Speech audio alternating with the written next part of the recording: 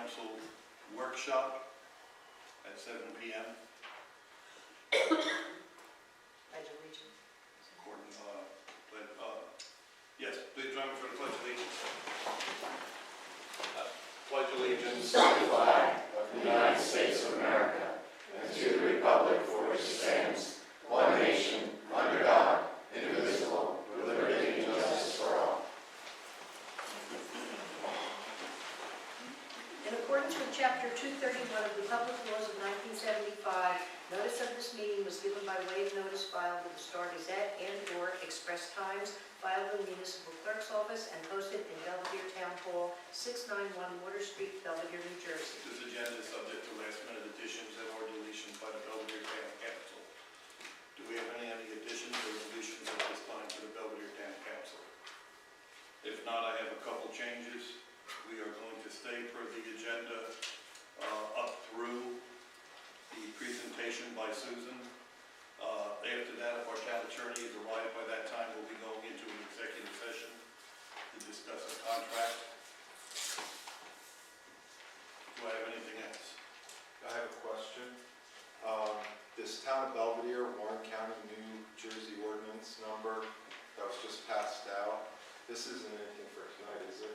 No, not unless the attorney wants to fill us in. If you check your email, you got it previously. I just only wanted to give you a hard copy. Okay, thank you. You're quite welcome.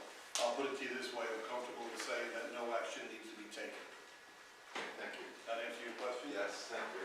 You're quite welcome. Mr. Mayor, we have opportunity to talk about Franklin Street and the pedestrian walkway. We can during our next meeting, unless you feel it's urgent enough and it's a public safety issue. I'll be glad to add it towards the end. Please.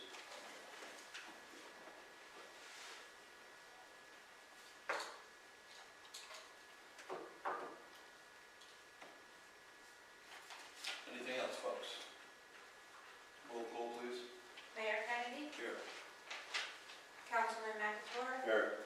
Councilwoman Myers, Councilman Napolitani, Here. Councilman Roth, Here. Councilman Tucker, Here. Councilman Zembrowski. I'll entertain a motion to adopt the minutes of August 19th, 2019, regular meeting. Motion. Second. Question, comments, or changes? All in favor? Aye. Any abstentions? Abstain. Any noes?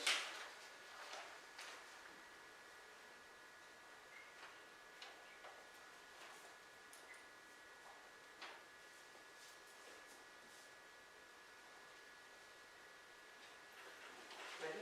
Yes. Do we have someone here this evening? Yes, we do. Proclamation?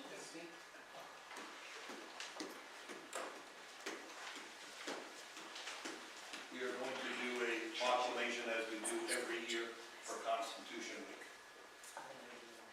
Okay. Whereas the Constitution of the United States of America, the guardian of our liberties, embodies the principles of liberty, government, and a republic dedicated to rule by law. Whereas September 17, 2019 marks the 231st anniversary of the drafting of the Constitution of the United States of America by the Constitutional Convention.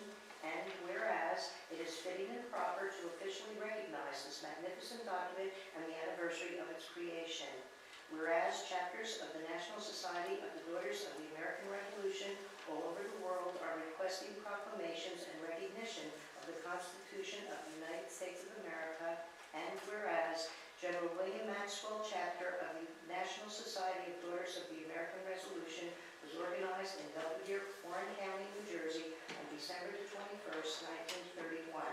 And whereas Public Law 915 guarantees the issuing of a proclamation each year by the President of the United States of America designating September 17th through September 23rd as Constitutional Week.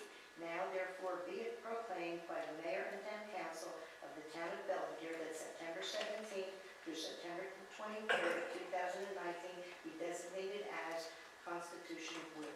You are welcome.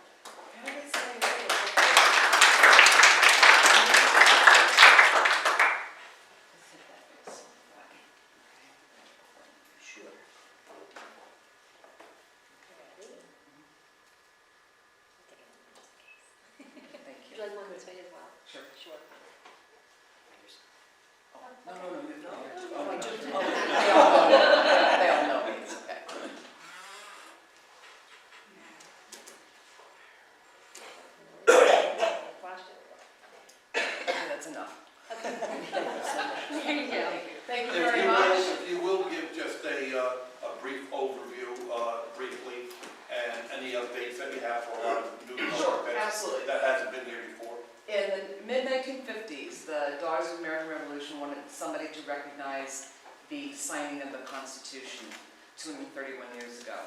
And they went to Congress and got them to pass a law that said, not a law, I guess some kind of a proclamation itself, that September 17th through 23rd would be Constitution Week. So the Daughters of the American Revolution started this whole Constitution Week thing. So we celebrate it for an entire week. If you happen to think of it on September 17th, sometime during the day, ring a bell.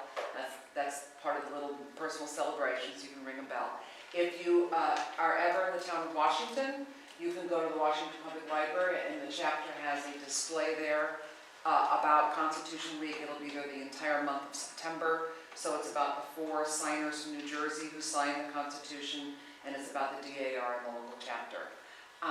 If you're ever down at the Green, go to the old Cummins House, which is now the tax office.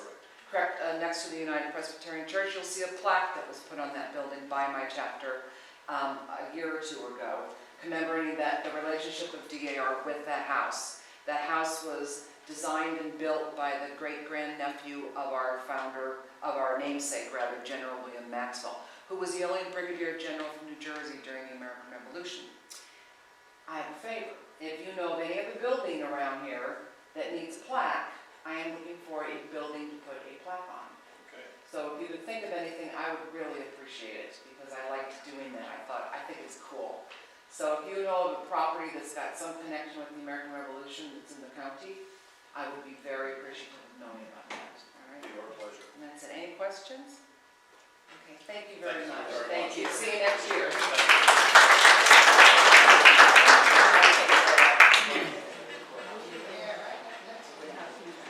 Next, we're going to have a presentation by Susan Mazzatelli. As you know, we've been speaking about flood mitigation over the last couple of meetings.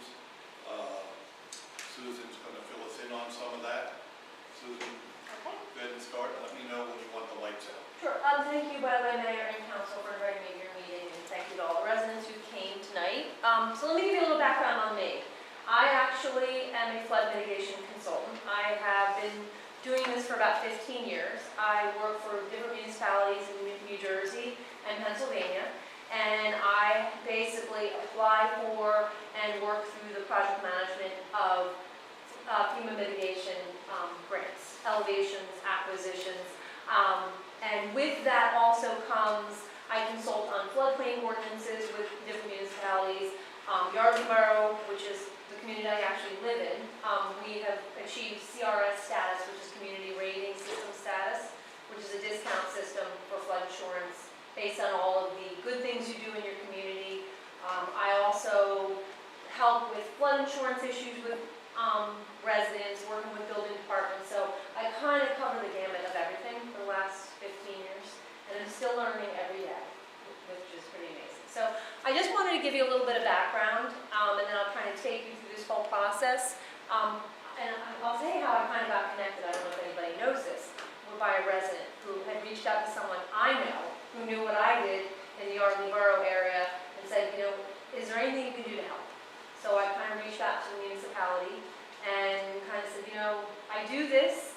I have relationships with NJOEM, who is the state level of FEMA, and PEMA, the Pennsylvania level. So they're always encouraging municipalities to mitigate, you know, their communities, to make them more resilient in the future floods, which will happen. But those state agencies don't always know how to reach out to the communities. So that's kind of how we all became connected. So I will kind of give you guys some background. I'm sorry it's very hard to see. If you can't see it. We're going to turn the lights out. Hopefully I can read. If council would please take your notes and hold them until Susan is Okay. done. I shall. We'll address questions to Susan when we're done. How's that? Now, keep going. One more. Oh, There you go. I don't know if I can read, but that's okay. Oh, well, you know, I'll just go off my slides. Okay, so. All right, hold on one second. Hold on, oh my goodness. My eyes are terrible. So, basically, Belvedere, as you may or may not know, has a population of 2681 and encompasses 926 acres.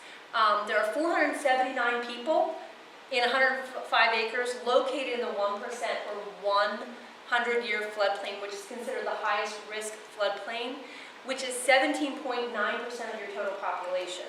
565 people in 133 acres in the 2% or 500-year floodplain, which is 21% of the population.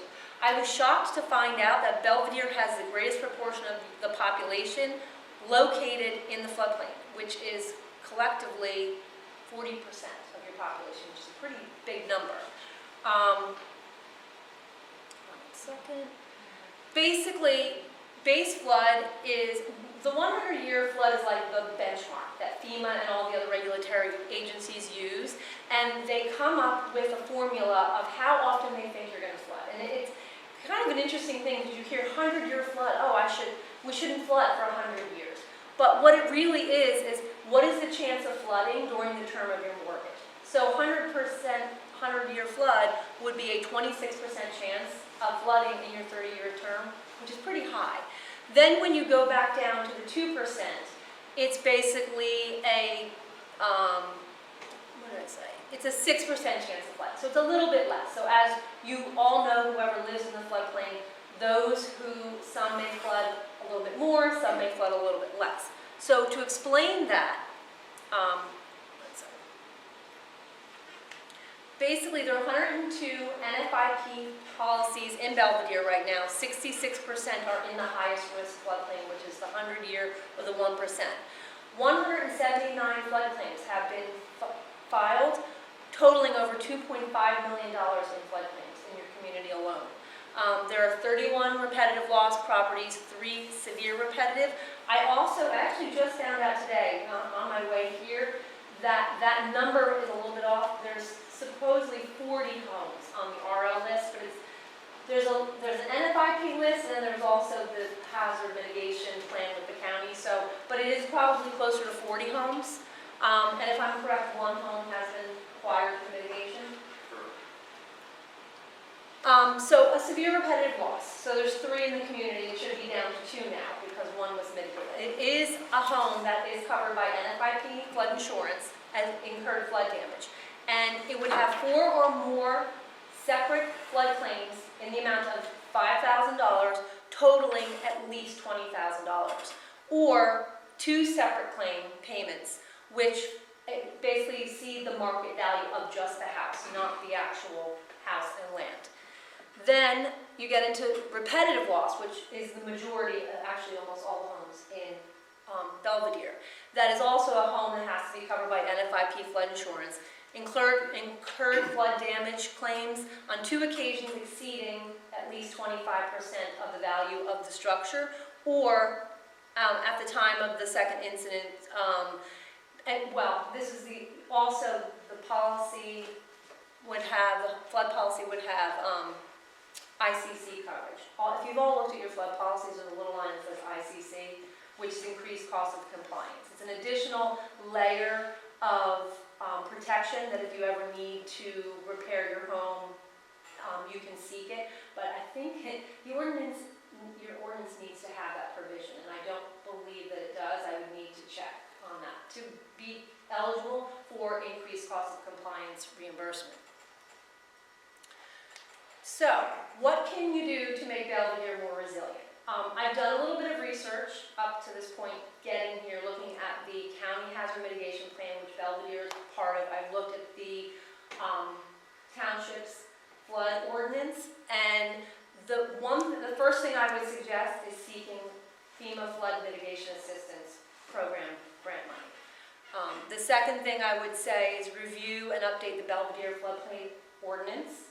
By having an ordinance in place and a building department that can execute it, it really does make this community more resilient by making sure that, what happens in the floodplain is a little bit more controlled so that homes don't sustain more damage and that you're not risking people's lives and you're not, spending more money in these flood events on emergency management or emergency personnel. Public outreach, public education is another one also. Review and update the emergency management procedures post, pre, and flood events, I would also suggest. These are things that I've done with other communities. So I'm not sure how familiar everybody is with the FEMA flood program. Basically, it's a nationally competitive program that provides funding to states and communities to implement measures to reduce or eliminate flood damage in the future. It's funded annually, this program, and there doesn't need to be a disaster declaration. There's two different types of funding. There is disaster funding, which would be immediately after you can apply for a grant. This is annually, this comes up every single year. You can apply over and over again. And basically, only municipalities, counties can apply. Residents cannot apply on their behalf. FEMA may contribute up to almost 100% of mitigation measures if you are an SRL property, severe repetitive.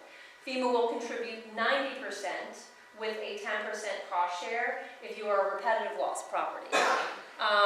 Basically, mitigation includes elevating and homes and buying out homes, as well as you can also flood-proof businesses.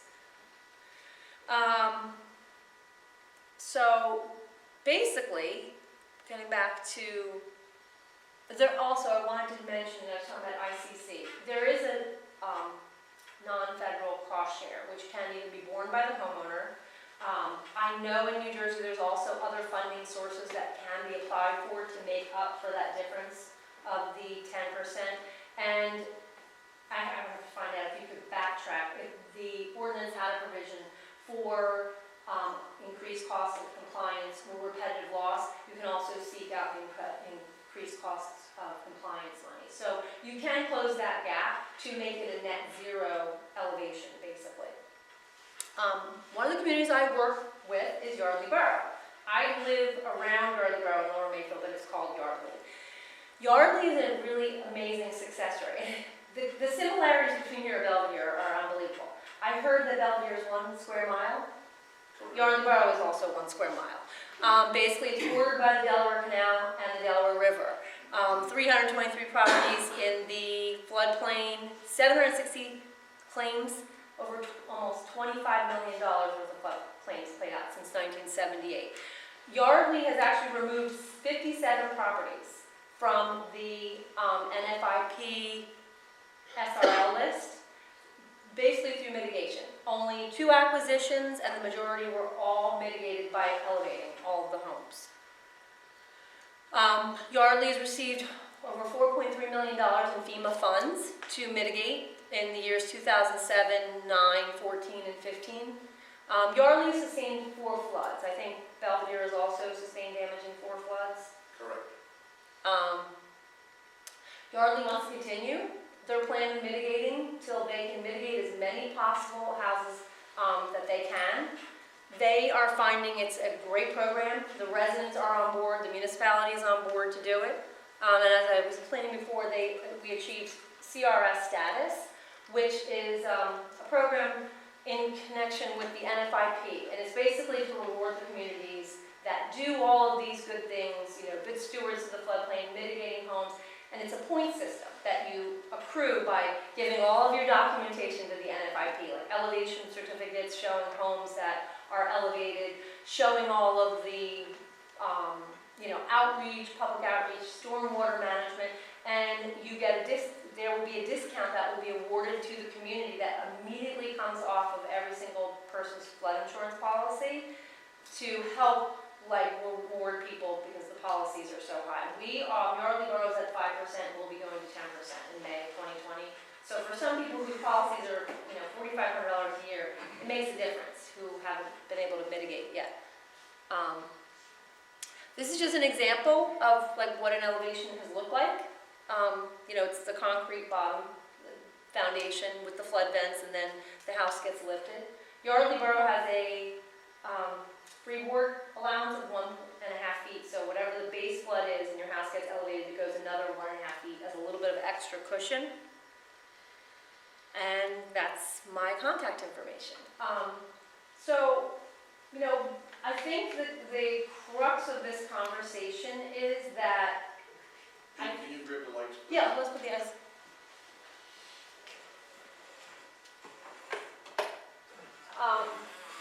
To make Belvedere a much more resilient community. I find these communities that don't mitigate homes, they devalue the homes. They make them, they're harder to sell. because they also come with flood insurance and the possibility of flooding. And, you know, when you go to a realtor or a potential buyer and they've asked, you know, how many times have you flooded and what's the insurance policy, usually most people go out the door. You know, Susan, Kevin Sure. Holbrook, sorry I was late.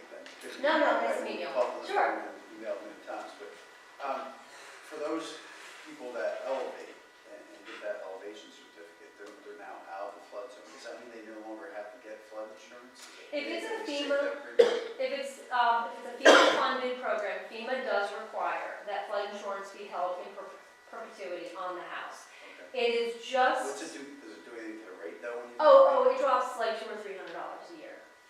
I mean, it drops, because it's considered a post-firm house. So FEMA just asks for, because in the worst case scenario, I mean, could you imagine like an oil tank coming down the river or, you know, and it slams into the side of the foundation of the home?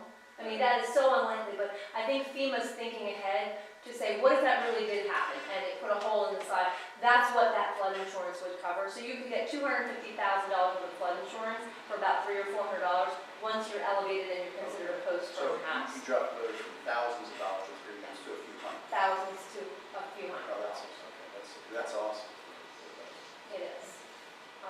So I don't know if you want me to explain the FEMA program a little bit more in detail, or if you have any other questions for me of the direction you think the municipality wants to go. I think it gives us a lot to talk about. I do have one question. Sure. When you talk about elevations, does the physical house have to be elevated, or are we also talking about taking all utilities from downstairs and having a clean, empty basin, everything, electrical panels? Yep.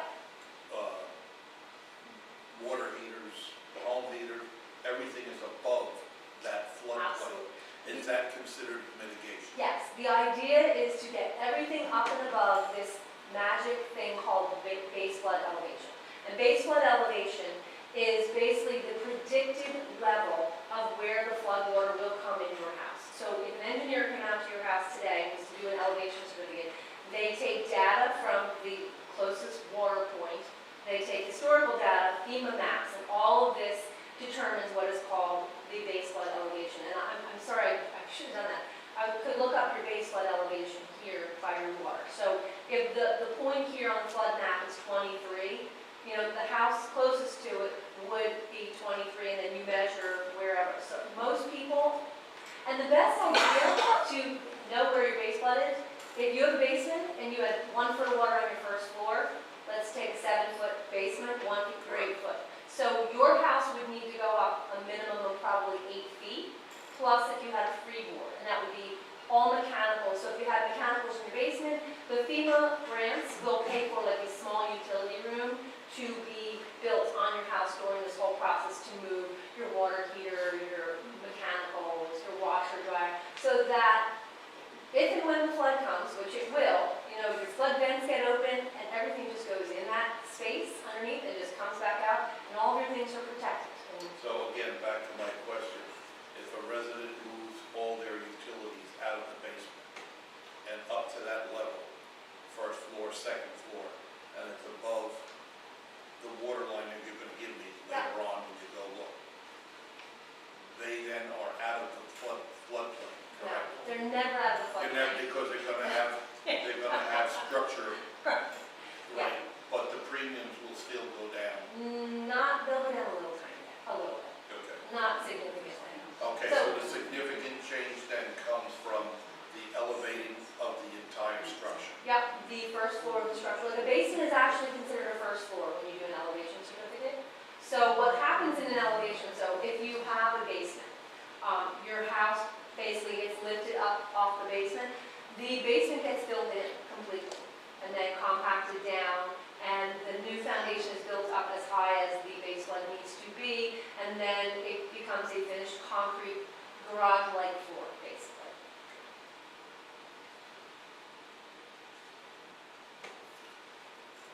So anybody else have questions for Susan while she's here? I have a question, sir, that wonders about it. You said it was over 50 of them, 57, I think you said in the article. Aesthetically wise, you think of like, you just mentioned your example of 8-foot elevation. Are people, are creative with, I guess it's a little bit hard to get too creative with these things, but at the end of the day, are people satisfied aesthetically with Oh, how yeah, how yardly looks? It looks amazing, like, we just did a couple elevations, about a year ago, and I just drove by the house on my way here. The one, and the two houses next to each other, the one home, there are homes that do stone bottoms, there are homes that do stucco, people have just painted it, and it really looks amazing, because I thought, oh, how is this gonna look? Right. But everybody has their unique touch, and it really looks great, like, they really, and the other thing is too, you can put windows in, you can put doors in, you can put garage doors in. Those are things that are not covered by the FEMA hazard mitigation grants. That would be, like a homeowner would go purchase the windows, and then when they go out to find a contractor, that would be part, say, okay, I need to pay for the windows, but this would get installed. So you can add all this, it doesn't need to just be a concrete base to a home, like you can add a lot of personality. I do always add that it cannot be used as living space, because the point is, you don't want, to have floodplains and people make bedrooms and bathrooms. That's just not allowed, because the idea. It's underground, like garage parking. It can, garage, storage is permitted, you could keep patio furniture down there, as long as you're not installing light fixtures and family rooms, the idea is to not have any future claims on the homes.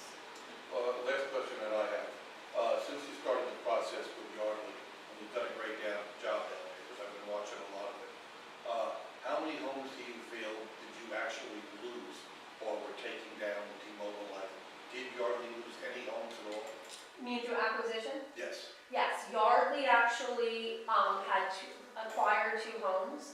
There was a third home that was supposed to be acquired in this last grant that was just finished this year, but the owner was going to sold the house privately, so they asked to be removed because I think they felt they could get more money. So Yardley has done the acquisitions. They prefer, I think, like Belvedere, to move ahead with elevations at this point. Because it just seems to be working for them. Susan, because you and I have spoken maybe some of the most, although I know the mayor's been in the loop with this continuous well. When we last spoke, I think you indicated that there was actually potentially coming around in November. Yeah, there is actually. Move quickly enough. There was just so you guys know, as a council, there's a I guess it's not elevation. Yeah, basically the annual notice of funding announcement just came out actually about a week and a half ago. It is opening on September 29th. It's closing on September 29th, closing November 29th.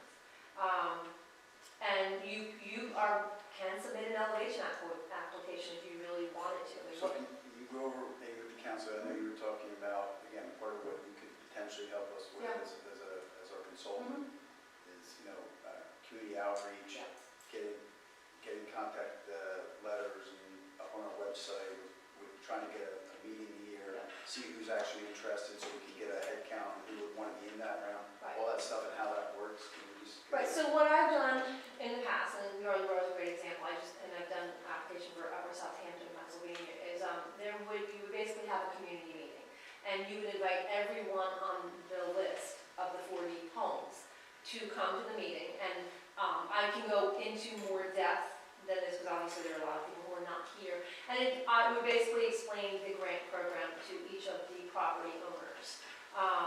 And it is a voluntary program, nobody is required to do it, but, and explain the whole process. It's very simple on the homeowner's part, there's a lot more on my part. The homeowners would be required to get an elevation certificate, and I'm sure there's a surveyor in the area that would probably provide that service at a reduced rate.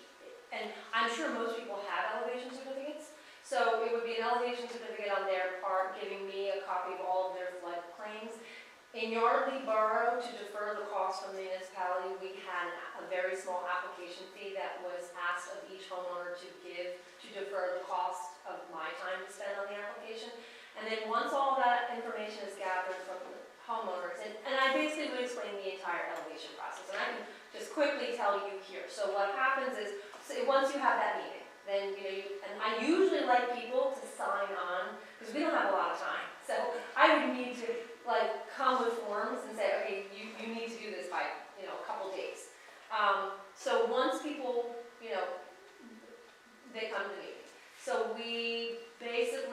run through the whole process of the elevation. It is usually about 18 months from the time we meet until the time that the application is granted or announced. So if it's in November, an initial announcement is usually made the following spring, maybe May. So you would find out if you've been selected, not selected. It goes through NJOEM first. They make a recommendation to move on to FEMA, or they don't make a recommendation. FEMA reviews it. FEMA makes an initial recommendation to move on. If they've made a recommendation to move on, you're basically approved. Then the grant application would be sent out to municipalities, I've been told, by December 2020. So you could start your project in 2021. So once, if the community signs on to the grant agreement, I usually like to ask for advances, and I get them a lot. New Jersey doesn't always like to do that. So what you do is once you round up the homeowners and you say, all right, who wants to go? And one thing I love about New Jersey versus Pennsylvania, we have to adhere to prevailing wage. So I have to bid out every project. There's a waste of taxpayer money, and it's also a lot of time. Here in New Jersey, homeowners can basically choose their own contractors. There's a list of approved contractors in the state of New Jersey for elevations, but if you have a contractor that you trust and you like, the homeowners are allowed to go out and choose those contractors. I would help with every part of the management project, the administrative, the financial, helping the homeowners with contractors, getting all that information. I have the specs of like what needs to be done. And then basically once a homeowner chooses a contractor, they sign the contract with the contractor. I always advise the homeowners to sign a contract with the municipality as well to protect the municipality, especially since there's a share amount involved. So the details of that kind of need to be worked out, of like how would a homeowner, would they put the deposit up front? Would, those kind of details can all be worked out, but I've done that before. And then the homeowner moves forward. It should only take about 90 days to do your elevation. I work with the building department to make sure that all the right inspections were done so that we meet all those marker points. NJOEM comes out to do inspections. And, the homeowners move out for 90 days, and then once they are done, they move back into an elevated home. And it's a win-win in this situation, because I have to be honest with you, it takes a lot of the liability off the municipalities when the homeowners contract with the contractors. Again, I just want to ask a question, and I know you mentioned it. These programs are available not only for the homeowners, but businesses as well. There's more. It's very difficult. I've never seen a business get approved for an elevation. I haven't. We could work with businesses to do floodproofing. See if there could be grant money available to them. Susan, it's tradition, I heard you say, you got over $4 million, I think, 50-some houses. What is the expenditure on the homeowner usually? Is the grant covering everything? Well, so basically there's two ways to do and how you develop the application. FEMA has a very standard application which is called cost effectiveness. It's a memo that they put out in 2013. And it basically says, okay, we are just going to set a number for a house, a total of $175,000 to elevate it, $160,000 for construction, and $25,000 for soft costs. That would be the lawyer, me, the engineer, to cover all of those costs. All those costs can be put into the grant budget. So it would be a net zero for the municipality. All of these things would be advanced. So How about that the is, homeowner? excuse me? How about the homeowner? Cost to a homeowner? Well, so 175 is the easiest way to go because you don't need as much backup information. FEMA just says this is what we think it costs. So if it's $175,000, the cost to the homeowner would be $17,500. But as I was explaining too, there is money that can be sought out to make up that 10% difference. In Lumberton, New Jersey, we use ICC money for each of those homeowners to make up. They had a 25% share. Middlesex did a project. They were able to get Green Acres or Blue Acres money. So Chris Testa at NJOEM said he could work with the municipality to find that match money for that 10%. Because the idea is to make this for homeowners who want to do it. And some people, it's a lot of money. I don't know $17,000 right now. So, those are a little bit of unknowns at this point, but once again, it's a voluntary program. If somebody somebody wants to go through the whole process and at the end of the day, they're like, I just really don't know if I want to do this, there's really not a penalty to the municipality. You know, we just say that, you know, your flood insurance could go up if you choose not to do the program. And Susan, and we were talking, this, as far as I know, again, obviously Belvedere's been around a lot longer than I've been its attorney, but I grew up in this area my whole life. Mhm. But as far as I know, I don't think Belvedere itself has ever done anything you just talked about. But, so we would be basically a first-time applicant. Mm-hmm. And as you know, we've had some discussion about this, that we originally kind of co-opted our floodwater management plan, if you will, FEMA planning, the county. Right. The county did it for, I think, just about every municipality in Warren County. Right. And then they made a grant, which, and again, I'm not seeing any Yeah. arrows here in any way in particular, but the communication certainly could have been a lot better. And I guess, as I understand, that grant was not for elevation, but it was for acquisition. Right. We ended up, I think, with 2 properties here, one of which we were, you know, kind of kept in the loop on, not by the county, but by the homeowner. And we ultimately, at the end of the day, felt that because we've been kind of more aware of that, even though we didn't really have any information to the last minute, we went ahead with that. As you know, there's one more. And as I think you said, and we've discussed, I heard it's 2 more. there's only one more in this round, as I understand from Bill Hunt, the OEM guy. Okay. There's only one they're asking us to consider going forward with, that I'm aware of. I know, in fact, I'm positive. I think there's a late person trying to maybe get into that grant, but I can't imagine they I will. don't know, I mean, Yeah, I- yeah, and there was a third that dropped The out. third person did drop out, but I think he's eagerly trying to get back in. I think he's out for that grant. But in any event, when you and I were discussing, and one thing I also read in Susan, she's intimately familiar with all the players here in our own state, Chris Tester being, I've talked to Chris Tassie more in the last couple of days. you know, he is the OEM director for the state of New Jersey, so I think that's a very good thing, but Susan conveyed to me, Chris Tester's concern that Who may lose out if you don't that, know? well, I guess, technically, as I said, even though we've never been an applicant as a municipality, the county was an applicant, and there were 2 properties that you guys know of, that you guys are well aware of in this town, one of which we went forward with reluctantly, and that's now gone. It's a vacant piece of land. Oh, and I wanted to have you follow up on that too, you made another good point. Because Susan also mentioned to me that there's grant money available to rehabilitate those properties and make them rain gardens and everything else and get rid of our maintenance. So that may change our equation a little bit. That would be another different grant. So just so you know, already with the one we acquired, the Weinstock's piece that we now have a need for, we might be able to get some money to make something nice for the community with that. But I just want you guys to be aware, and this was not in any way threatening or anything. I think Chris Testa was just concerned. I think it's a fabulous idea if we utilize Susan and take this process, take control of that for our residents, because you guys know the town best, and we can do all this right here, and no further surprises. And I think, especially when we get a lot of, Susan, soft costs and everything reimbursed, I'd rather see Susan get it than me. Most of the stuff would be just probably my normal retainer anyhow, or whoever else would be sitting here.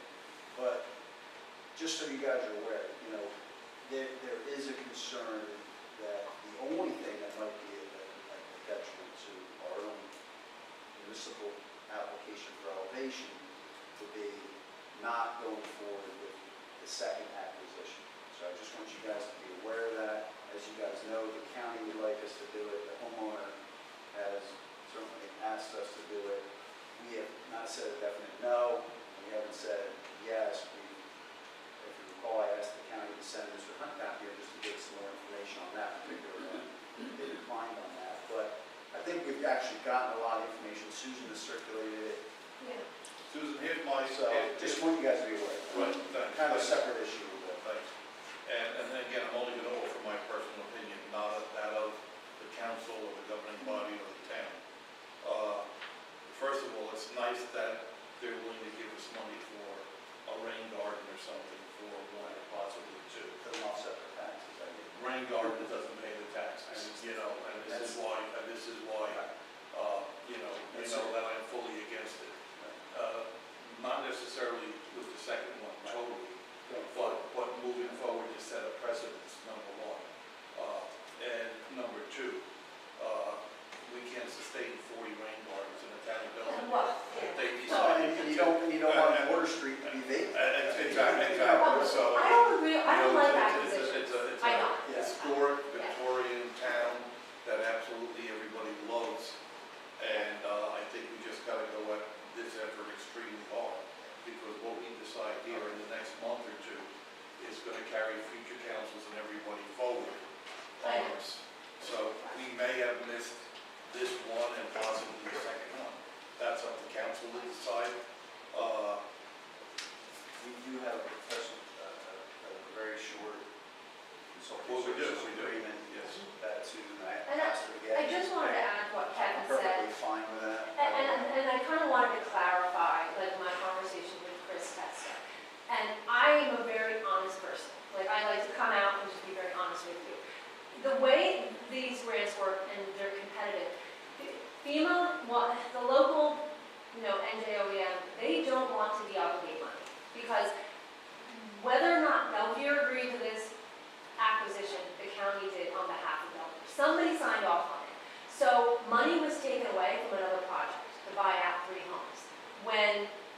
So to say we don't want to move forward with this project, it really makes NJOEM look bad, because they put themselves out there, and Chris Testa, to make a recommendation to approve a project, because he will sit and look at the Yardley application, and I'm putting in an application, and the Belvedere application.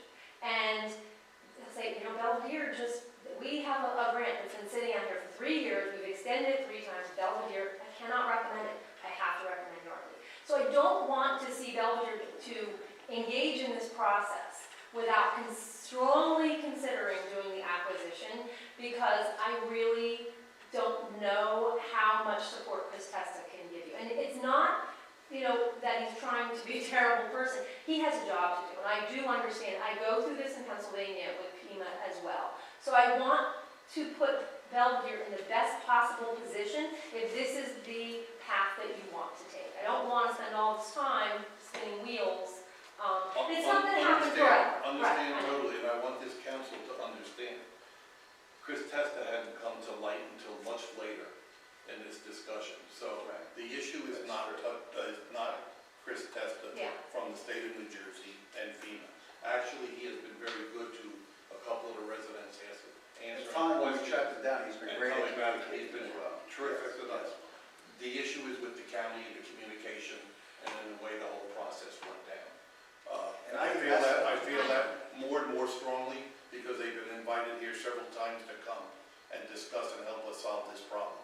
So as we sit here again tonight, we have the town of Belvedere and the municipality and the state of New Jersey and yourself trying to help, but we still got that void in between, Why So- you close that void for me? I'm sure you can, And I'm not one that normally likes to give up that easy and say that I have to take down another house just to be considered to be looked at I know. for the other 40 And homes. I agree with you. And I'll say, and I know she hasn't been able to make any of the meetings because she's moved to Virginia, I believe she's a sophomore, but she has had an advocate here, or at least a representative, and I will just leave it at this, I don't think we're the only ones that were kind of led down this path. I think the county kind of led her down the path that this was a fait accompli, done deal, to the point where she had tenants leave and everything else. So, I don't know, guys, that's up to you, but I just wanted you guys to understand. And I even asked, I said, well, I said, wait a minute, the town of Belvedere wasn't really the applicant there, but I think reading the tea leaves and what Susan is saying is to us is that it will be, it's not to say that it might, our application may not succeed, but it'll be a demerit, so to speak. So it's something to consider that we were not aware of when we were kind of holding off on whether to go forward beyond an acquisition. And I would say, it's just been fantastic to find somebody such as yourself that actually knows what's going on here and can actually, because I had no idea about the process to be candid. I love what I do too. And you obviously, I was going to say, you obviously have a passion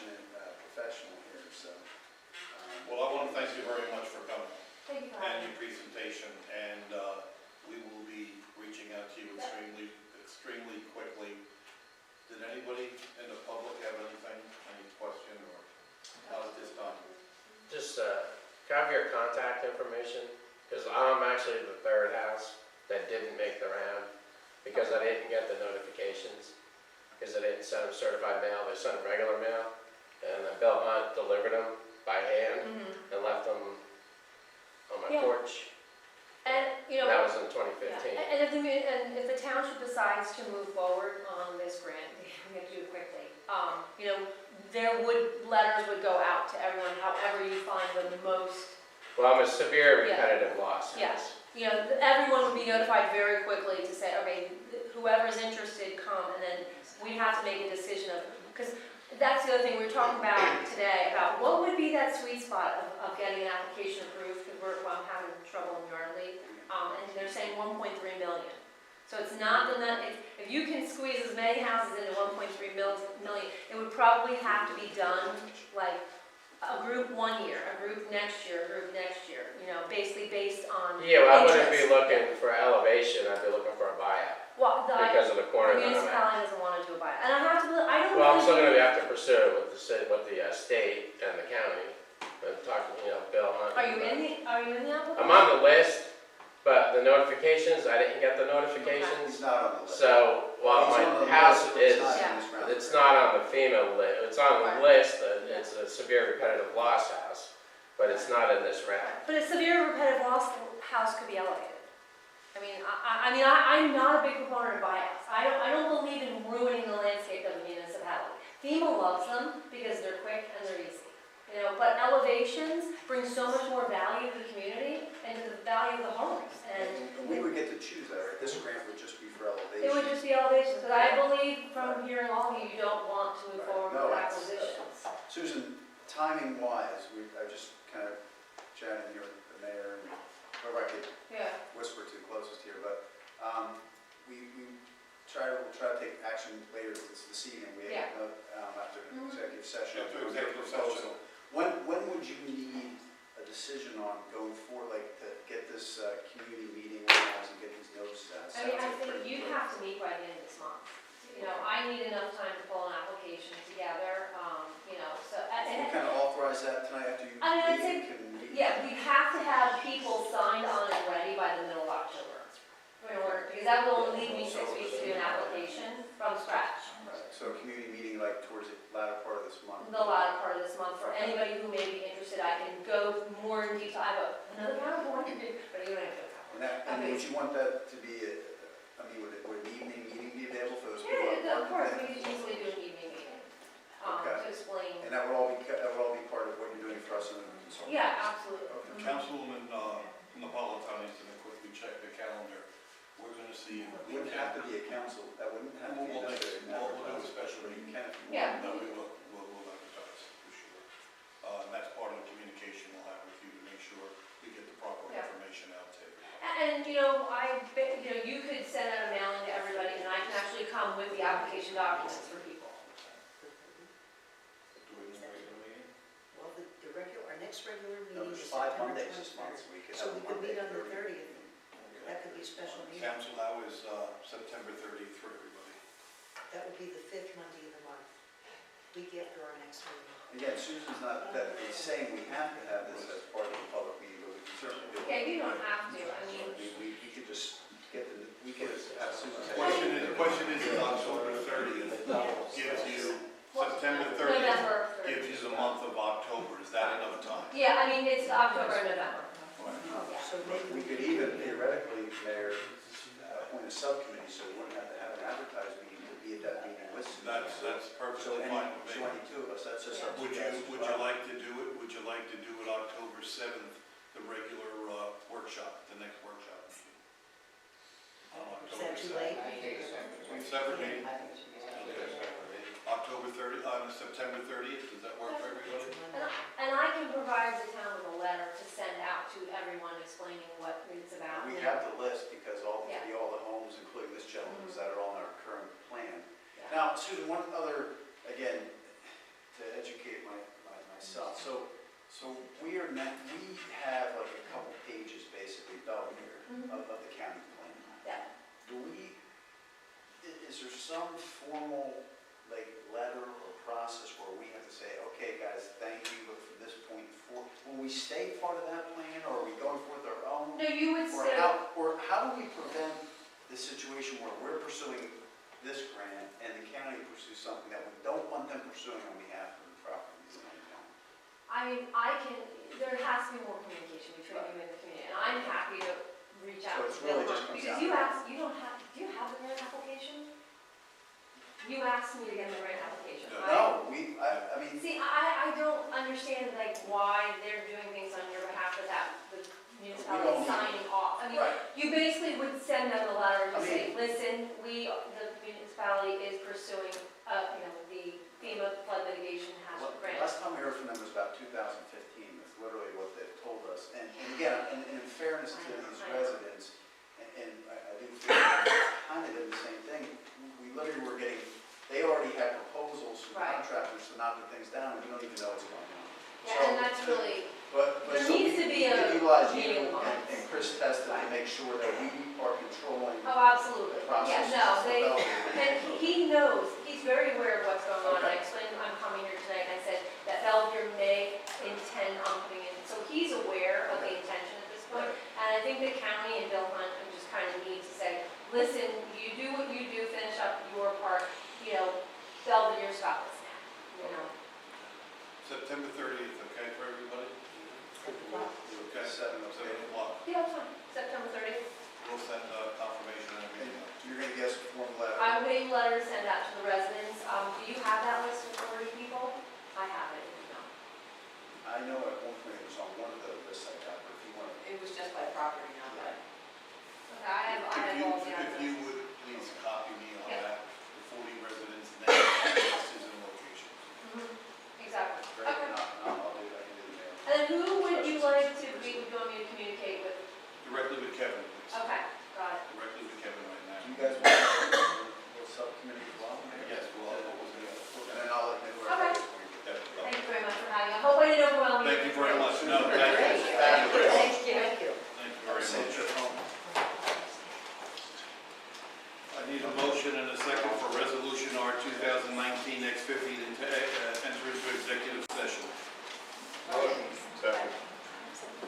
This is for contractual discussions. All in favor? Aye. Very briefly, we went to executive session for contract discussions. As the public is I'm sure aware at this point, we have designated a couple tracks, one of which is the Quezon track as an area in need of redevelopment. We've adopted a redevelopment plan for that project, which would be about 237 units. And now we've designated Quezon as the redeveloper, and the next step is to negotiate a redevelopment agreement and potentially, and hopefully, I think, a pilot payment in lieu of tax agreement. We got some initial numbers and thoughts from the developer put in writing, and so at my suggestion, the mayor and council had retained Steve Guin, who is absolutely, I think all of you guys would say at this point, based upon his presentation, he's the absolute expert in this area. Works for both developers and municipalities, but at this point, he's going to work very hard for our town to maximize those numbers. The numbers were not, I don't want to get into the numbers, that's why they're in executive session. In fact, we collected back his little handouts because we're not there yet, but obviously when we are there, there'll be a public hearing, but we've given Steve some direction as to counter proposing to the developer, and I guess I could say we're very optimistic.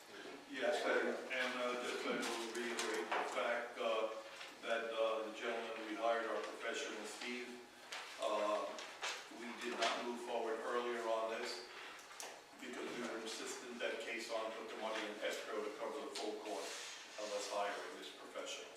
So this professional is being paid for by escrow put forward by Quezon Development, not the taxpayer of the town of Belvedere. Yep, absolutely. Thank you. Public comment, agenda items only. Do we have any public comment, agenda items only? If not, I'm going to move on to, I'm sorry, go ahead. I just have a couple quick questions. Knowing that there's a public hearing on the ordinance that was introduced at the last meeting regarding the redevelopment, now with this in light, how does that affect that? Not at all, Linda, because the number of units and their breakdown between types of units hasn't changed.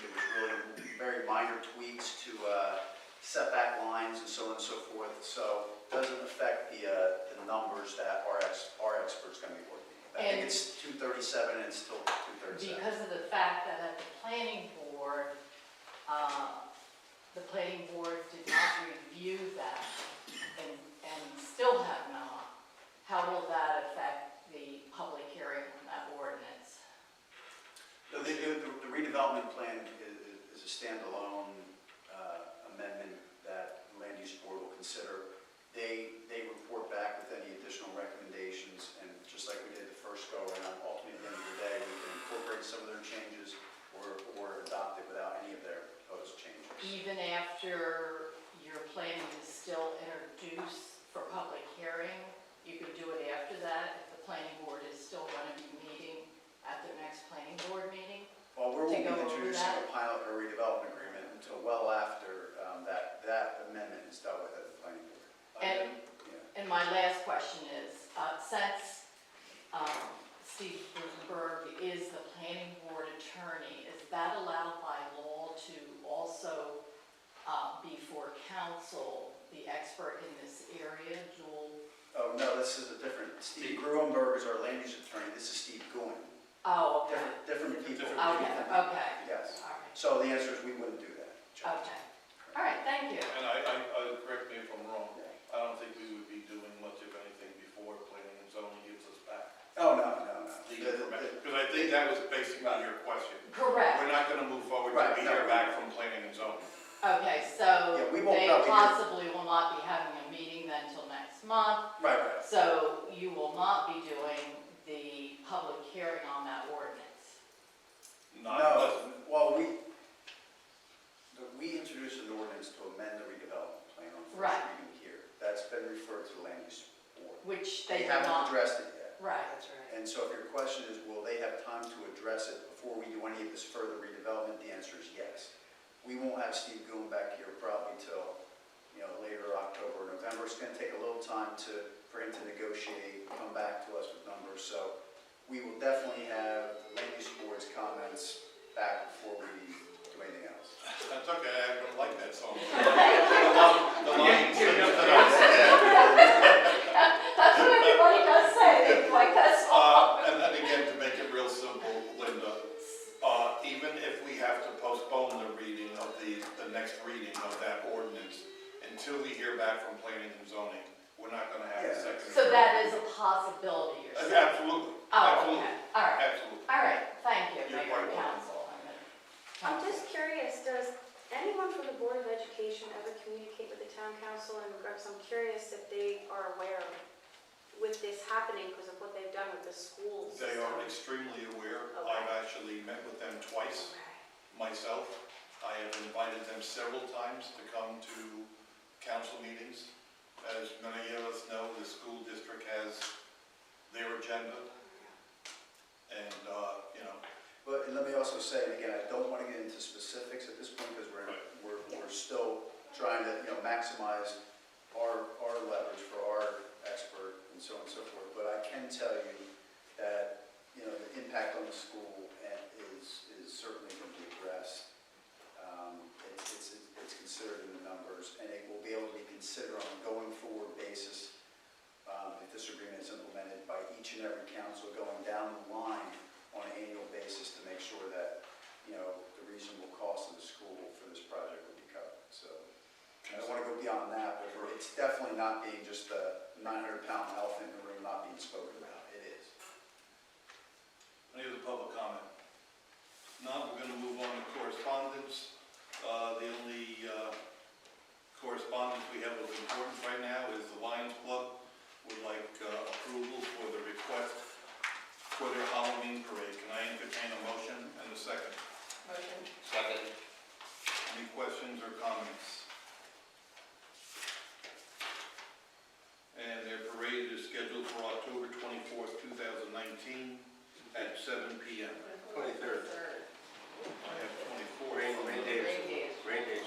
Oh, okay, 23rd, my apologies. Okay. Any other questions or comments or corrections? All in favor? Aye. Any opposed? I have no other correspondence at this time, no matters to address. Mayor, just, Go ahead. sorry, but I don't know where on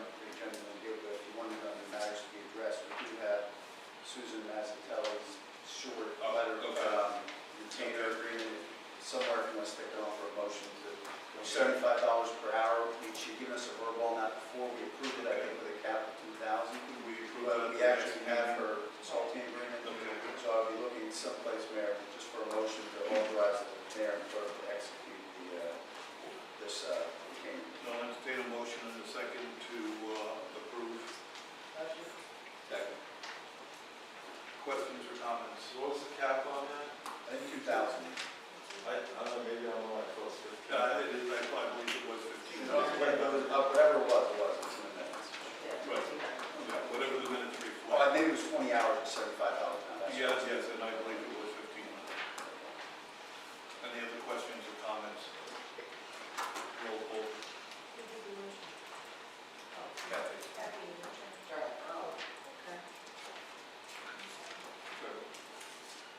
Councilman McAvoy, Yes. Councilwoman Myers, Yes. Councilwoman Napolitani, Yes. Councilman Roth, Yes. Councilman Tucker, Yes. Councilman Wozzachowski, and Mayor Kennedy. Yes. Resolution number, Kevin, you got anything else? No, it's one of these nights, Yeah. there, I think I'm Okay. done. Okay. Resolution number Sorry, R. Mayor, just your matter for you. I see, the,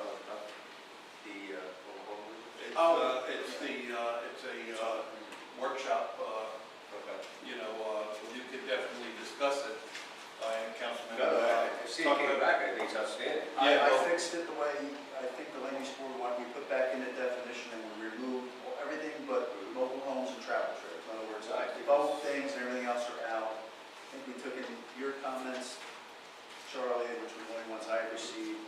I have no problem, Mayor, for the. I'm fine, I'm fine, but, with all due respect, Councilman Tucker asked that question earlier today, if we were gonna take action on it.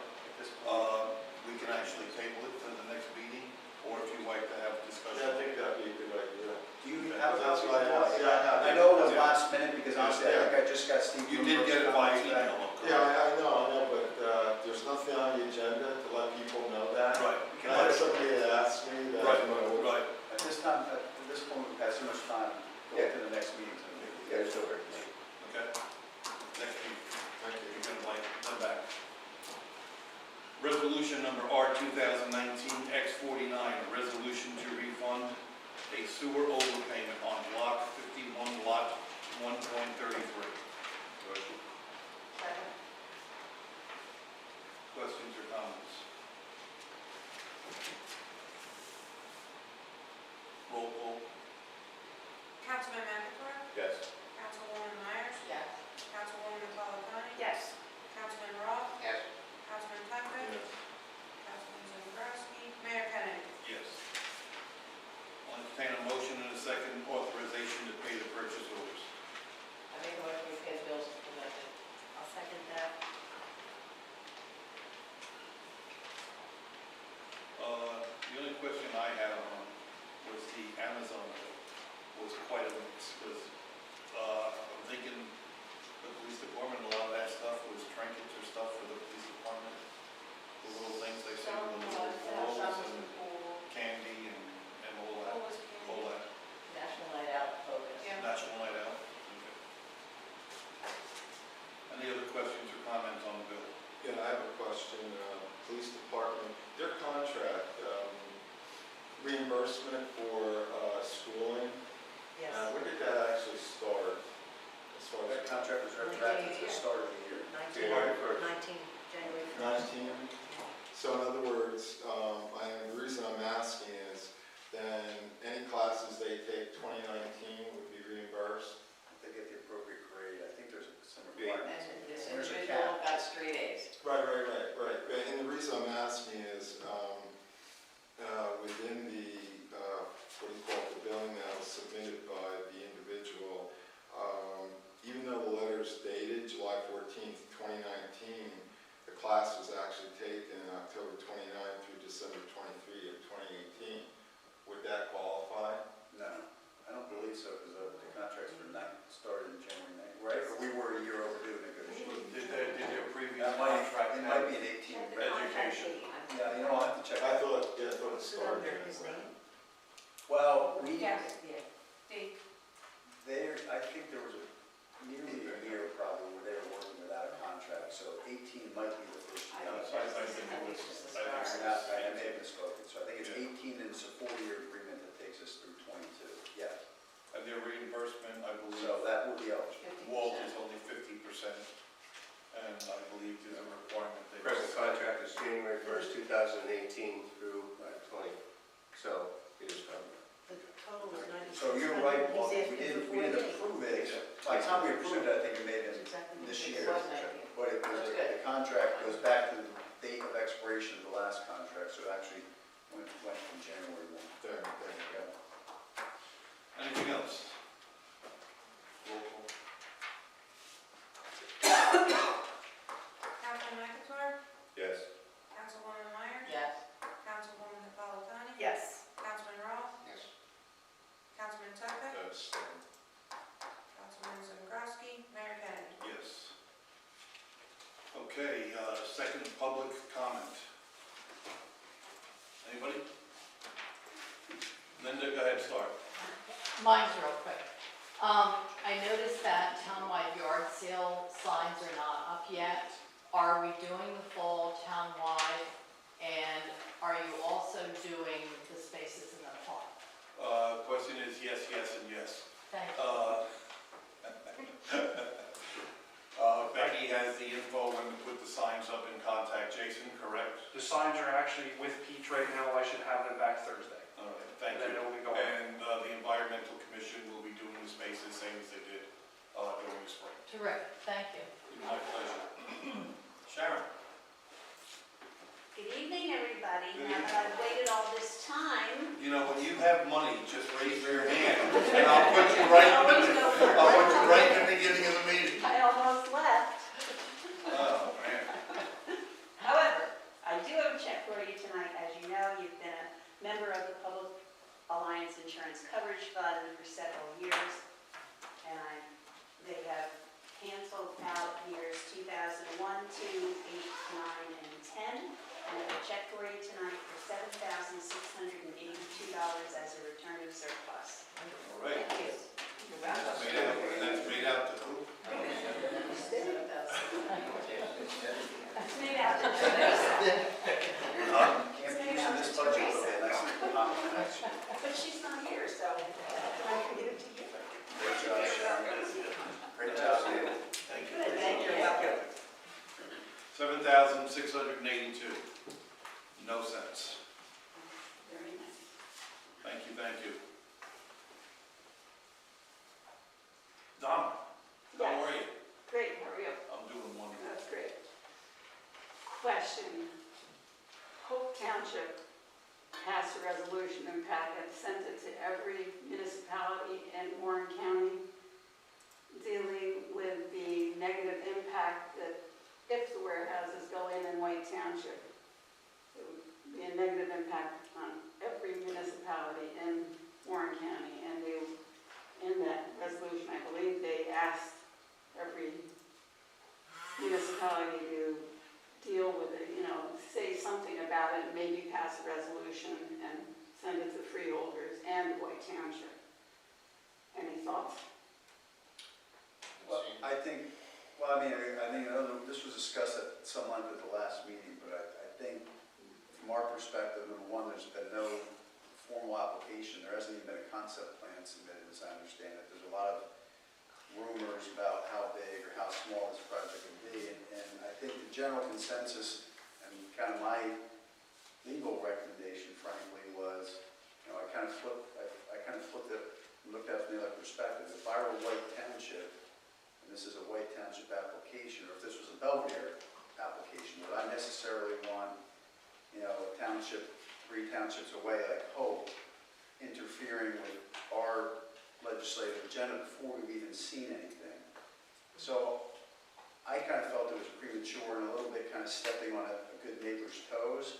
Not that we can't do that resolution, but I think we'd like to kind of see what's actually proposed, if it ever really gets proposed, and then we could always say, hey, you're right, that doesn't really serve Belvedere's interest, and we could do a sense of the town resolution, if you will. So it's not that we can't take a stand, it's just we don't even know what we're taking a stand for or against definitively yet. And I kind of feel, and it was kind of my advice to the council, that hey, why don't you let White Township, whose residents would probably be most affected, kind of at least get us a chance to see it first and see what they say before we kind of jump on the bandwagon. You know? That's all. Just kind of a courtesy thing to kind of hold our gunpowder, if you will, till at least White Township has a chance to see their own application. Heather, count to 10.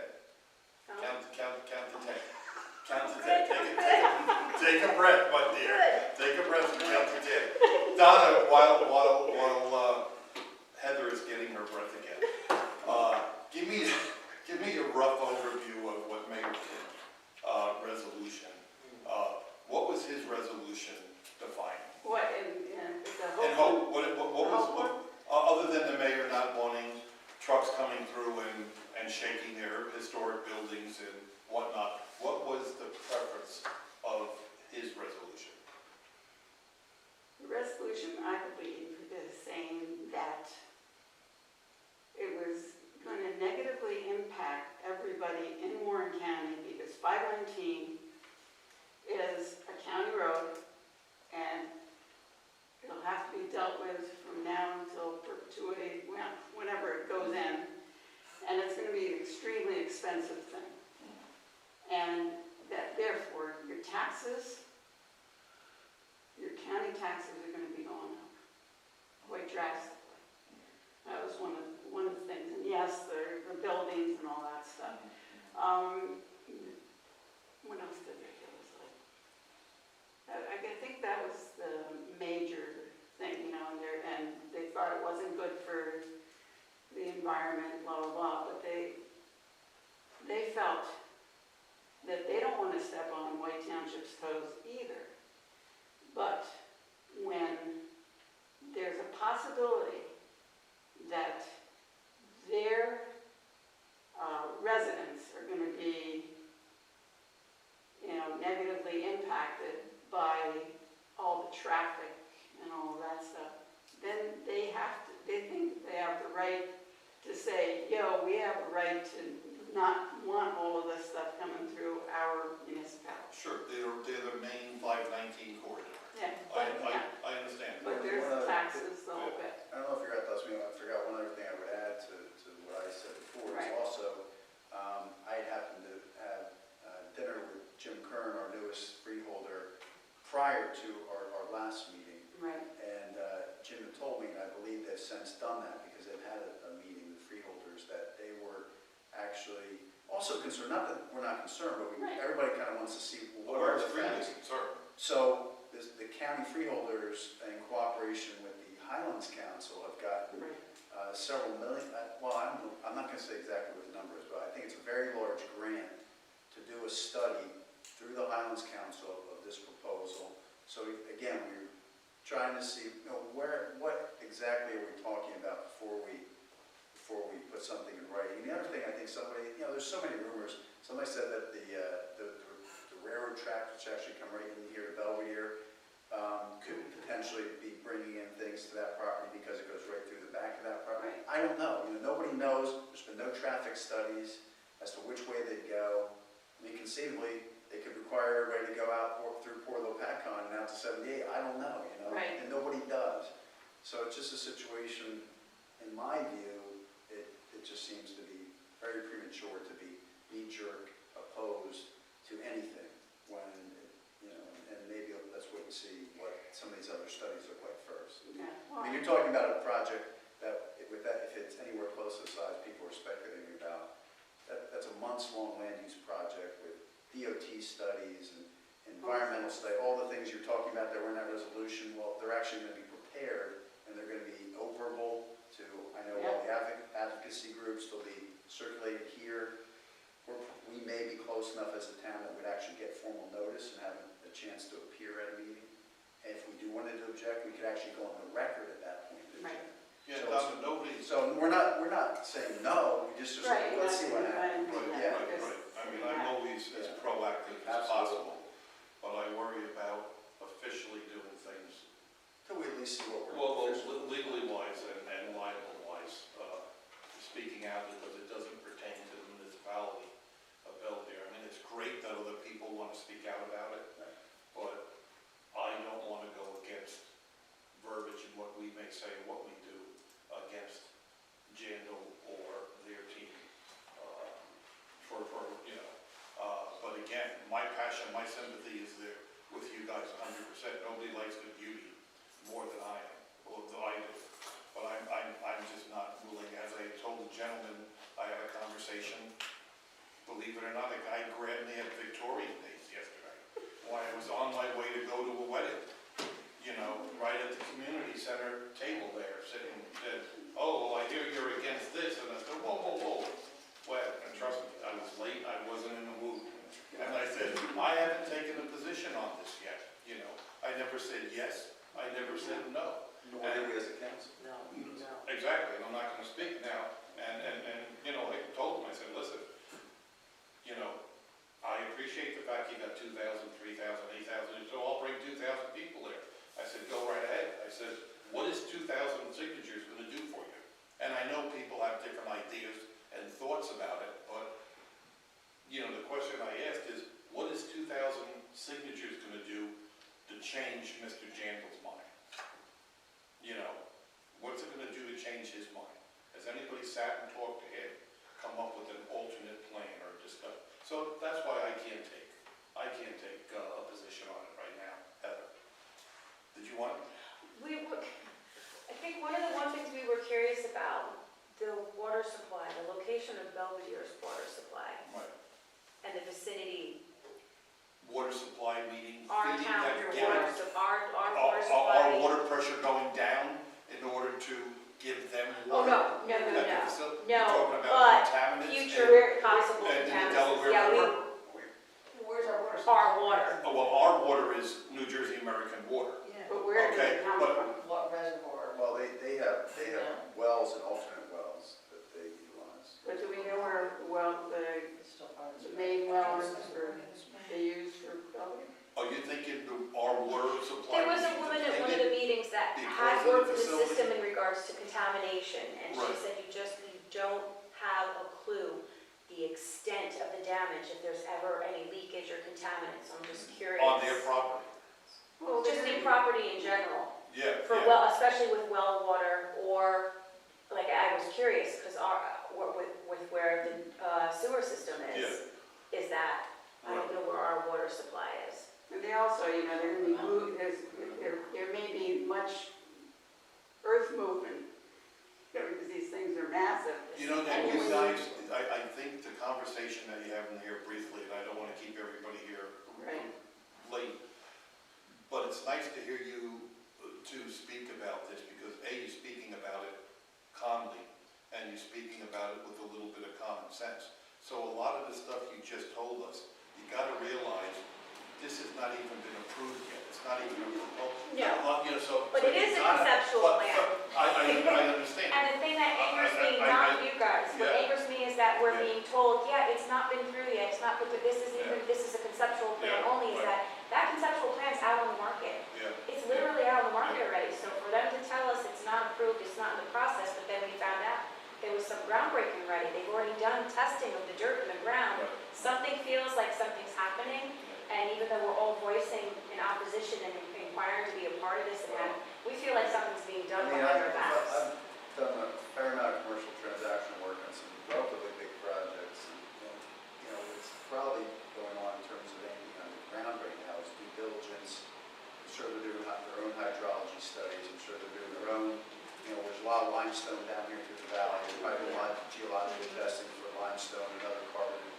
So, believe me, and again, I would just say, and if we, you know, this council could go any number of ways, and I just think if we really felt compassionate, serious enough about it, depending upon what it actually looks like, you know, there will be public hearings.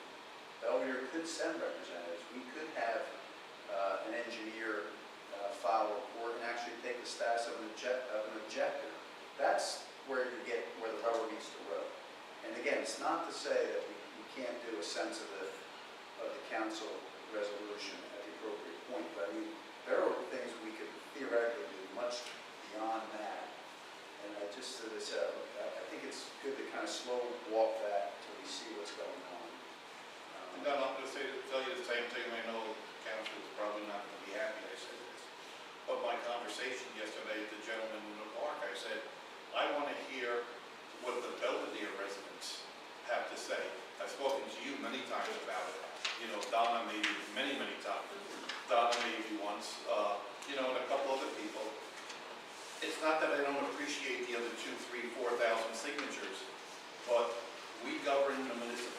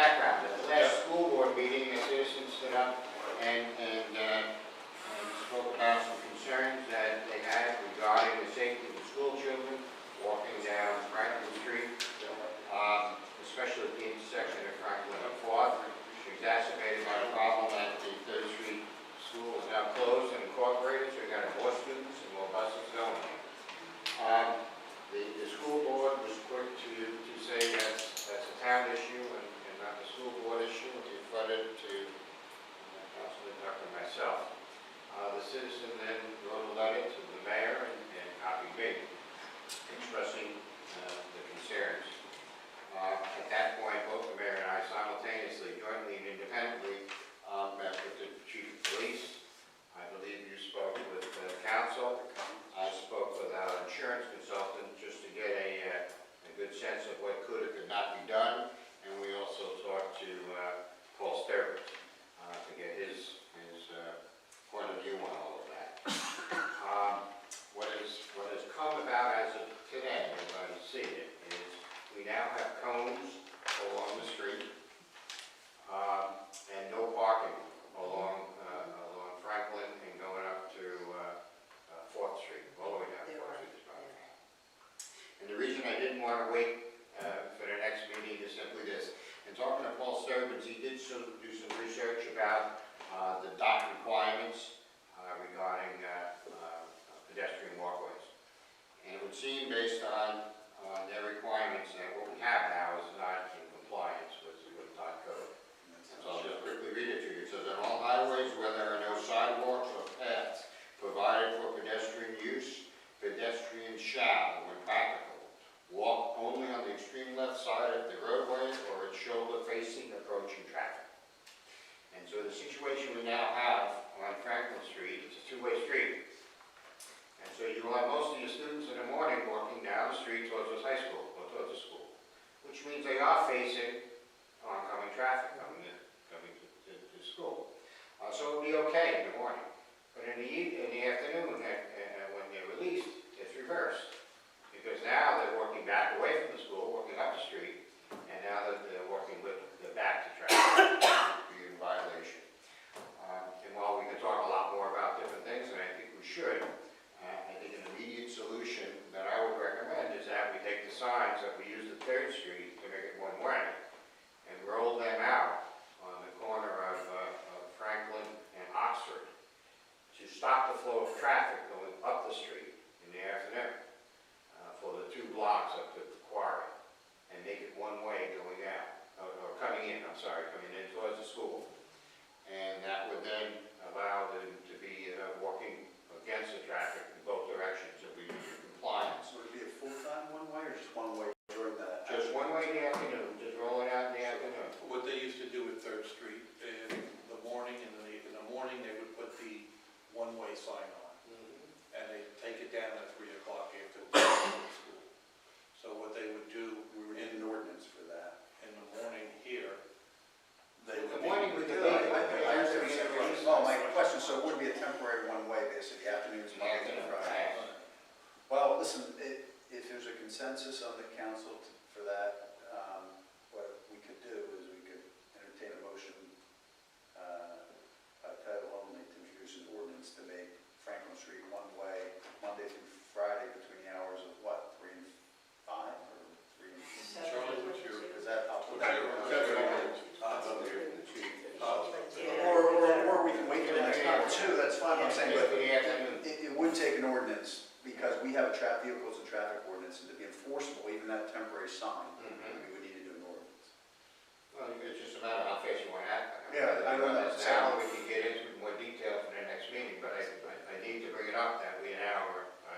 But Charlie, No, in all fairness, I think Charlie should have an opportunity to speak to the chief. yeah, that's fine. Why don't we leave the cones as we have them until the chief can meet with the chief and get everything And clarified? if you think that's a good idea, Charlie, I can certainly prepare an ordinance for first reading by next meeting. Then at the next meeting, Yeah. because it was the chief that recommended the cones. And Yeah, I've seen the cones, they're pretty. That's right, the chief also would recommend we get the stencil that said pathway and we mark it the right way, which is something else. But I need to make sure the chief is okay with having a one-way sign moved in and out. Yeah, that makes sense. And who's going to be responsible for putting it up and putting it down? It would have to be the crossing guard, the crossing guard at Oxford and. Well, anyway, the good thing is the kids are safe right now, and the crossing guards have done a good job keeping them within the cones, and the parents are very happy with it. If you can come up with a permanent solution, that would be terrific. And then the next thing we'll